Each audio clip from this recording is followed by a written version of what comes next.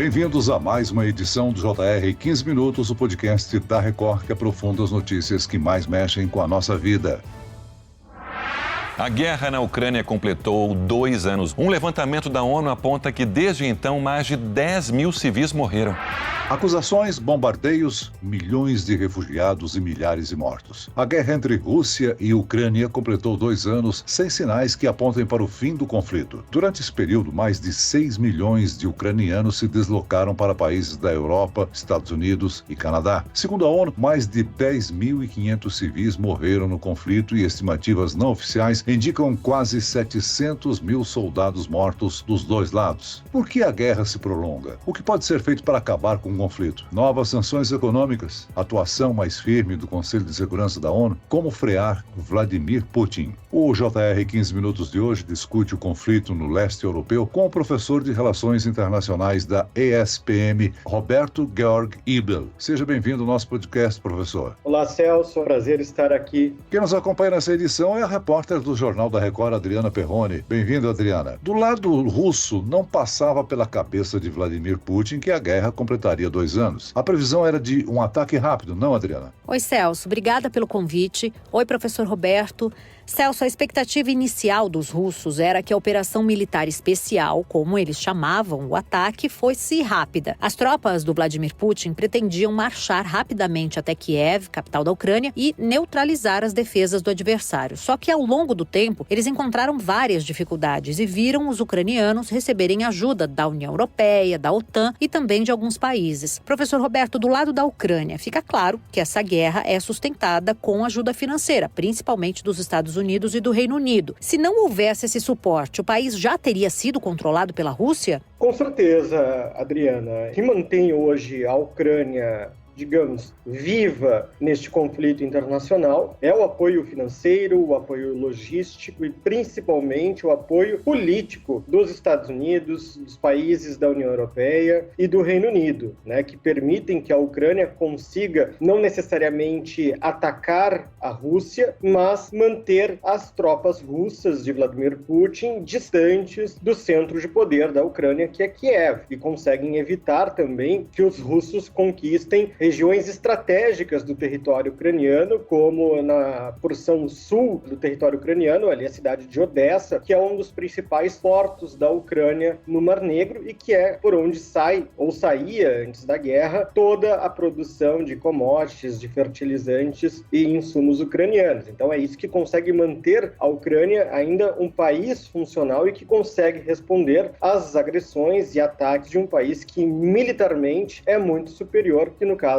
é a Rússia. Agora, professor Roberto, o alto custo dessa guerra e o valor elevado para reparar os estragos pode forçar um dos lados a ceder e encerrar o conflito, ou pelo menos levar a um acordo? Eu acredito que sim, Celso, e acho que essa é a grande preocupação hoje do presidente ucraniano Volodymyr Zelensky, no sentido de que há uma pressão do lado dos Estados Unidos, por parte dos eleitores norte-americanos, principalmente, de que os Estados Unidos não injetem mais tantos bilhões de dólares em um conflito, em uma guerra que não é dos norte-americanos. Inclusive, este deverá ser o tema central dos debates entre Joe Biden e provavelmente Donald Trump, pré-candidato do Partido Republicano, nas eleições deste ano. É o mesmo tema também que estará presente, certamente, nas eleições parlamentares da União Europeia. Agora, para se ter uma ideia do impacto dessa guerra, para a Ucrânia principalmente, o produto interno bruto, que é a soma de tudo que é produzido, crescia aí numa média de 3% ao ano. Caiu quase 30% no primeiro ano do conflito. E segundo a ONU, vão ser necessários quase 500 bilhões de dólares para reconstruir o país na próxima década. Professor Roberto, nesse contexto, como é que o senhor avalia a atuação do presidente da Ucrânia, Volodymyr Zelensky? Para muitos especialistas, ele é uma vítima da ambição de Putin, mas para outros, Zelensky também é culpado pelos ataques ao insistir em tentar entrar na OTAN. Eu acredito que Zelensky, sim, também é uma vítima, evidentemente, dos anseios geopolíticos de Vladimir Putin, mas acabou se tornando também Zelensky Zelensky uma vítima, talvez, da sua própria ambição por um poder na Ucrânia. Vale ressaltar aqui, para quem está acompanhando, que o Zelensky era considerado como um ator comediante, né, na Ucrânia, muito conhecido, fazia séries de filmes, enfim. É eleito com um discurso anti-establishment, ou seja, fora do círculo político, e que tinha uma grande confiança por parte da comunidade internacional se ele seria capaz de manter uma coesão política na Ucrânia. Porque a Ucrânia vinha desde 2013 uma série de manifestações, de rupturas, enfim, e ele acaba se tornando uma figura central desde o começo da guerra. Ele demonstra uma resistência, ou até mesmo uma capacidade de resiliência muito grande quando inicia a guerra, tanto que ele vira a capa das principais revistas e jornais no mundo inteiro como uma figura política. Com o tempo passando, se mostra talvez uma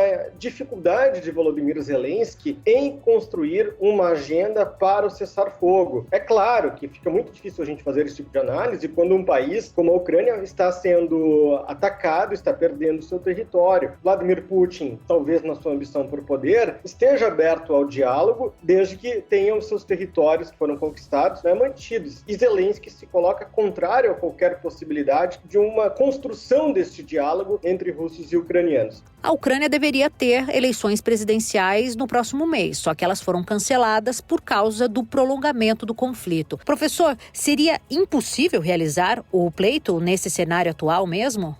Dessa figura, digamos, controversa que é Volodymyr Zelensky, hoje ele sofre uma pressão muito grande, principalmente por parte do governo do presidente Joe Biden nos Estados Unidos, para convocar eleições. 2024 seria um ano eleitoral na Ucrânia. Tudo bem que a legislação ucraniana permite, em períodos de lei marcial, como está acontecendo atualmente, que as eleições sejam postergadas. Mas já se há uma percepção de que talvez Zelensky, em não convocar essas eleições, poderia se tornar um líder autoritário e aí perderia qualquer legitimidade perante os seus apoiadores, aqueles que o auxiliam no Ocidente, notadamente a União Europeia e o governo norte-americano. O presidente americano Joe Biden vem encontrando dificuldade em aprovar no Congresso a liberação de mais dinheiro para a Ucrânia. São 60 bilhões de dólares que aguardam tramitação, mas que esbarram na disputa interna entre Biden e políticos ligados ao ex-presidente Donald Trump. Professor, a eleição nos Estados Unidos pode ter um peso na resolução do conflito? Eu acredito que sim, Celso, que as eleições norte-americanas elas vão lidar com dois temas centrais neste ano que a gente vai acompanhar nas eleições. Primeiro, a questão migratória, que é um tema histórico da política doméstica e externa norte-americana, e a questão dos conflitos internacionais. Diga-se de passagem, a guerra na Ucrânia e o conflito hoje entre o Estado de Israel e as forças do Hamas, né? Com relação à Ucrânia, há uma pressão doméstica, ou seja, do eleitorado norte-americano muito grande do não envolvimento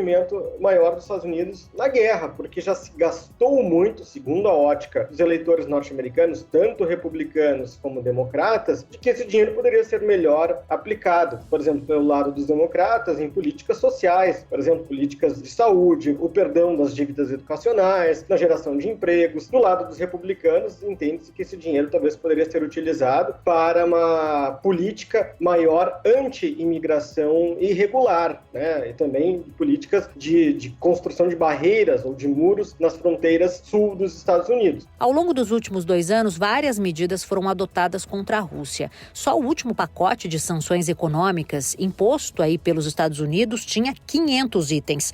Mesmo assim, a economia russa tem previsão de crescimento de 2,4% para este ano. Professor, o que explica essa previsão, esse resultado?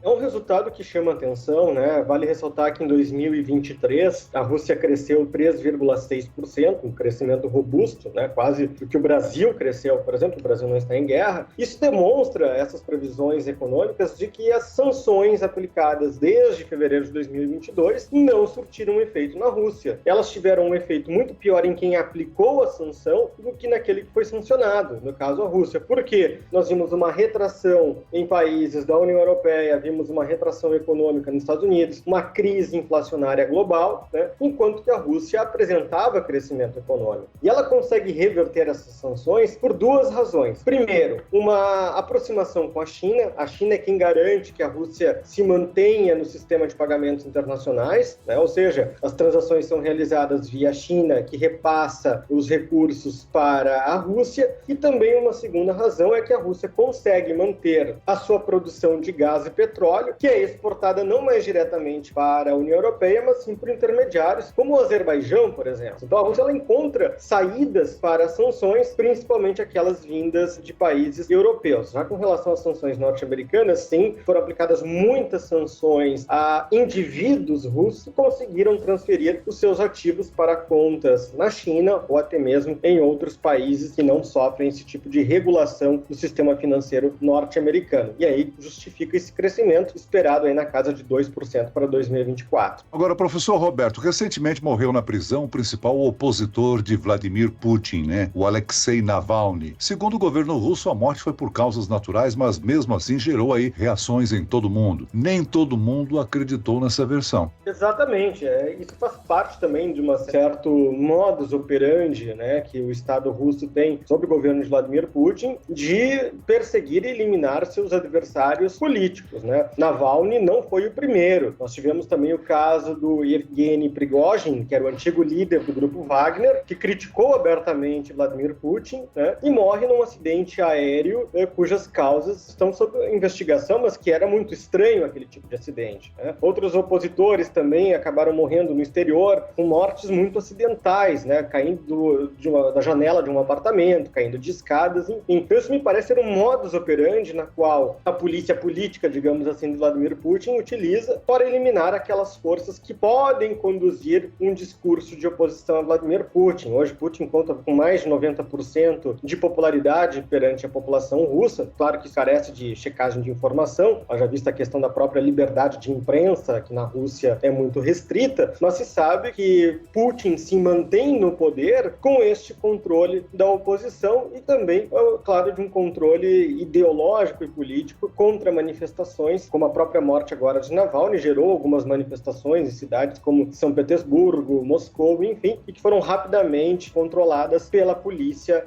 russa. Professor, por que sanções econômicas e a atuação da ONU não conseguem parar essa guerra? É o arsenal nuclear que leva Putin a ter esse comportamento? Eu acredito que o arsenal nuclear é um dos elementos que mantém esse comportamento de Vladimir Putin. E acho que também um outro ponto é que a Rússia ela faz parte do Conselho de Segurança das Nações Unidas. Ela herda este assento da antiga União Soviética, o que inviabiliza qualquer tipo de uma intervenção militar ou uma intervenção das Nações Unidas no conflito. Diga-se de passagem, no conflito, não na Rússia, mas sim no território ucraniano. Eu acho que também o que justifica essa manutenção do objetivo político de Vladimir Putin com a guerra é uma afirmação da Rússia enquanto uma potência, segundo Putin. E eu tenho para mim uma hipótese de que talvez o objetivo central de Vladimir Putin com a guerra é controlar o acesso da Ucrânia ao Mar Negro, e ao Mar de Azov, que já foi controlado também, que aí seria um estrangulamento, um sufocamento econômico da Ucrânia. Se a gente olha as operações, a estratégia de inserção da Rússia no território ucraniano é tornar a Ucrânia, aquilo que nós chamamos em relações internacionais, um landlocked state, ou seja, um estado sem acesso ao mar. E o mar ali nós sabemos que é vital para o escoamento da produção de grãos, da produção de insumos, de fertilizantes, de gás, enfim, tudo que a Ucrânia produz sai pelo mar. E também o ataque do grupo terrorista Hamas, que deu início à guerra em Israel, deixa o conflito do leste europeu em segundo plano, Isso aí facilita ainda mais a atuação de Putin. Sem sombra de dúvida, Celso, até porque Israel, quando começa a guerra, era um dos países que tinha se colocado como um potencial mediador do conflito entre a Ucrânia e a Rússia. Haja vistas boas relações entre Israel e a Ucrânia, o presidente da Ucrânia, Volodymyr Zelensky, é judeu, de origem judia, Israel tinha boas relações com a Rússia, inclusive, também, e se colocava como um potencial mediador. E com a emergência do conflito ali na faixa de Gaza, Israel vira todas as suas atenções para uma questão doméstica e não tem nem a capacidade de construir essa ponte, esse diálogo,